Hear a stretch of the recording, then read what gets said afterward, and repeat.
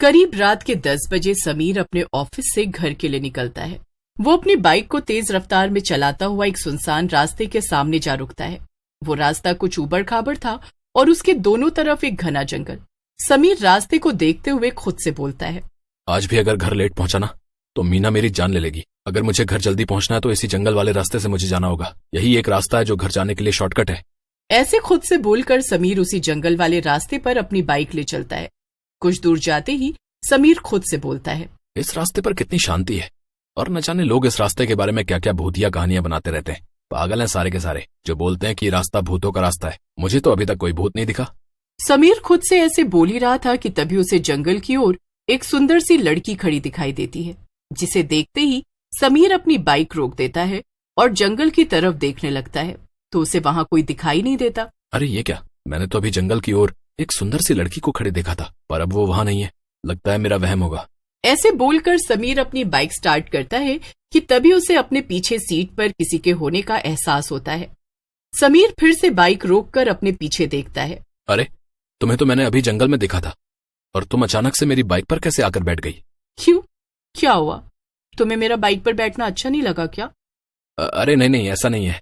बल्कि मैं तो सोच ही रहा था कि इस सुनसान रास्ते पर तुम्हारे जैसी सुंदर लड़की मिल जाए तो मजा ही आ जाए।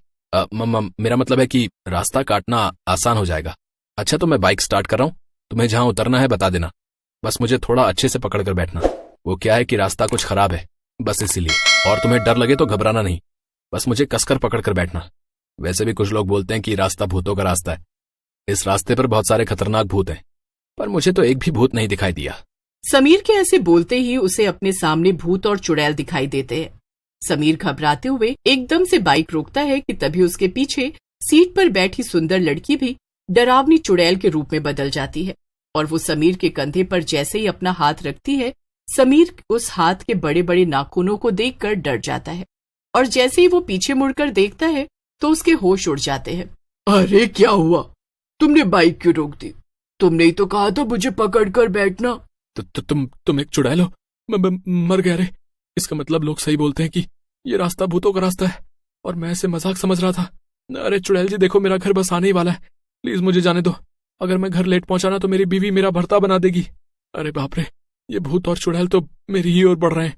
लगता है यहाँ तो भूतों की पूरी फैमिली है। चुड़ैल जी मुझे माफ कर दो, मैंने आपसे जो भी बोला वो भूल जाओ और मुझे जाने दो। चुड़ैल हंसते हुए बोलती है, ऐसे कैसे छोड़ दूं? पहले मैं तुझसे जरा चिपक तो लूं। चिपक कर तेरा सारा खून चूस लूं। फिर आएगा चिपकने का असली मजा। फिर सभी चुड़ैल और भूत समीर को घेर लेते हैं और उसे बड़ी ही बेरहमी से मार डालते हैं।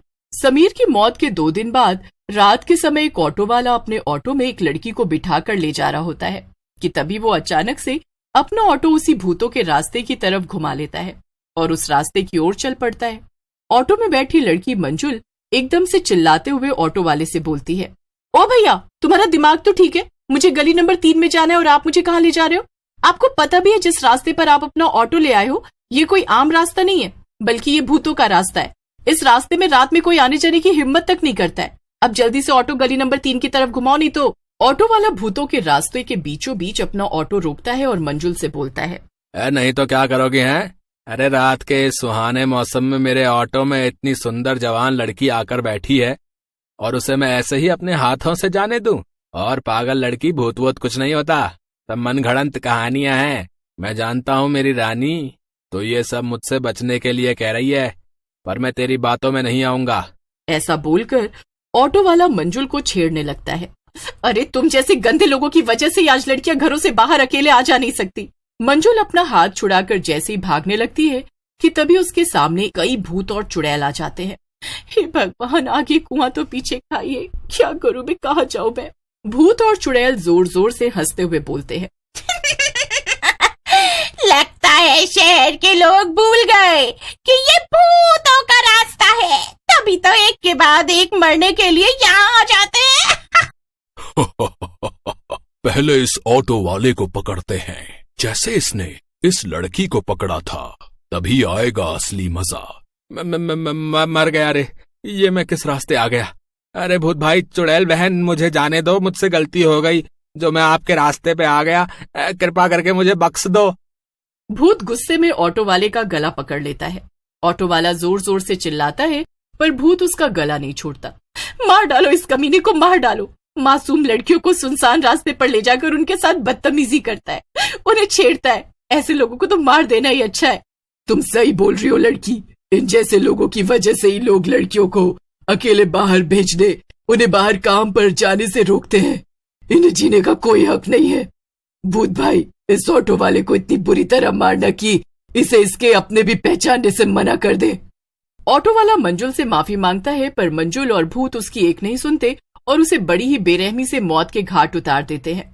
मंजुल रोते हुए भूत और चुड़ैल से कहती है, मैं इस रास्ते से नहीं जाना चाहती थी क्योंकि मैं जानती हूँ ये रास्ता भूतों का रास्ता है, पर ये ऑटो वाला अपनी हवस मिटाने के चक्कर में मुझे इस रास्ते से ले आया। हे भगवान, अब मैं क्या करूं? घर पर मेरी माँ मेरा इंतजार कर रही होगी। तुम्हें हमसे डरने की जरूरत नहीं है। हम शैतान जरूर हैं, पर हम शैतानों में अभी भी इंसानियत बाकी है। आज इंसान अपनी हवस मिटाने के चक्कर में शैतान बनता जा रहा है। खैर, तुम्हें हम कुछ नहीं कहेंगे, तुम यहां से जा सकती हो। और हाँ, ध्यान से जाना, कहीं फिर कोई गलत आदमी के ऑटो में मत बैठ जाना। मंजुल भूत की बात से बहुत हैरान होती है और वो वहां से चली जाती है। अगली सुबह मंजुल अपने ऑफिस पहुंचकर अपने ऑफिस में काम कर रहे सभी लोगों को भूतों के रास्ते वाली सारी बात बताती है। तभी मंजुल की बात पर हंसते हुए उसके ऑफिस में काम करने वाला नरेश बोलता है, क्या बात है मंजुल, उस भूत और चुड़ैल ने तुम्हें कुछ नहीं कहा, पर ऑटो ड्राइवर को मार डाला। अबे, मुझे तुम्हारी इस कहानी पे बड़ी हंसी आ रही है। अरे, इतनी पढ़ी लिखी होने के बाद भी तुम भूत प्रेतों में विश्वास रखती हो, हैं? वैसे ये कहानी मैं अपने बच्चों को सुनाऊंगा। कम से कम वो तो डर के जल्दी सो ही जाएंगे। वैसे भूतों के रास्ते के बारे में मैंने बहुत सुना है कि जो भी रात के समय वहां से गुजरता है वो वापस नहीं आता, इसीलिए लोग डर से दिन में भी वहां से नहीं निकलते हैं। पर मुझे भी यार ये सब बातें बकवास ही लगती हैं। और मंजुल, तुम्हारी इन बातों पर तो अब मुझे भी हंसी आने लगी है। तुम दोनों को मेरी बातों पर हंसी आ रही है ना? और तुम्हें लगता है मैं तुम्हें भूत चुड़ैल की झूठी कहानी सुना रही हूँ? तो आज रात तुम क्यों नहीं उस रास्ते से घर चले जाते? वैसे भी वो रास्ता घर जाने के लिए सबसे शॉर्टकट है। रात होते ही जीवा और नरेश भूतों के रास्ते पर जाने के लिए तैयार हो जाते हैं। वे दोनों जैसे ही बाइक पर बैठते हैं तो मंजुल उन्हें बोलती है, जीवा और नरेश, मुझे तुम्हारे लिए डर लग रहा है। प्लीज, मैंने जो तुम दोनों से कहा है उस पर यकीन करो और उस रास्ते पर मत जाओ। मगर जीवा और नरेश मंजुल की एक नहीं सुनते और भूतों के रास्ते पर चले जाते हैं। जैसे ही वो उस रास्ते पर पहुंचते हैं तो जोर जोर से हवाएं चलने लगती हैं। नरेश अपनी बाइक रोकता है और अपनी बाइक के पीछे बैठे जीवा से बोलता है, जीवा, इस रास्ते के दोनों ओर कितना घना जंगल है, नहीं?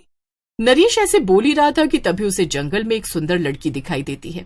नरेश खुश होते हुए जीवा से बोलता है, भाई जीवा, इस भूतों के रास्ते पर मुझे भूत तो नहीं दिखे, पर एक अप्सरा जरूर नजर आ रही है। जरा जंगल की ओर देख, वो कैसे मुझे देखकर मुस्कुरा रही है यार। ऐसा बोलकर वो दोनों मुस्कुराने लगते हैं कि तभी वो सुंदर लड़की जंगल से निकलकर उन दोनों के सामने आ खड़ी होती है और देखते ही देखते चुड़ैल का रूप ले लेती है। तभी सामने कुछ और भूत भी आते दिखाई देते हैं। जीवा और नरेश भाग पाते कि तभी चुड़ैल नरेश का और एक भूत जीवा का गला पकड़ लेते हैं। अपना डर कायम रखने के लिए और कोई हमारे रास्ते पर हमें परेशान न कर सके, इसके लिए हम इन दोनों को बुरी तरह से मारकर इनकी लाशों को बाहर पेड़ पर टांग देते हैं। भूत भाई, तुमने कल एक लड़की को सही सलामत इस रास्ते से बाहर जाने दिया था। प्लीज हमें भी जाने दो, मेरे छोटे छोटे बच्चे हैं, मैं आपके पैर पड़ता हूँ, मेरे बच्चों की खातिर मुझे जाने दो। चुड़ैल और भूत जीवा और नरेश की एक नहीं सुनते और उन्हें बड़ी ही बेरहमी से मारकर उनके शव को पेड़ से लटका देते हैं। सुबह होते ही जो भी उनके शव को देखता है उनके होश उड़ जाते हैं। कुछ ही देर में पुलिस वहां आती है और उनके शव पेड़ से उतारकर एम्बुलेंस से हॉस्पिटल रवाना कर देती है और उस भूतों के रास्ते पर बड़ा सा बोर्ड लगा देती है जिस पर साफ साफ लिखा था कि ये रास्ता भूतों का है, इसलिए कोई भी इस रास्ते से ना जाए। धन्यवाद। उस दिन के बाद से कोई भी उस रास्ते की तरफ नहीं भटका। इस वीडियो को लाइक करें, हमारे चैनल को सब्सक्राइब करें और बेल आइकन जरूर प्रेस करें हमारी न्यू वीडियो सबसे पहले देखने के लिए।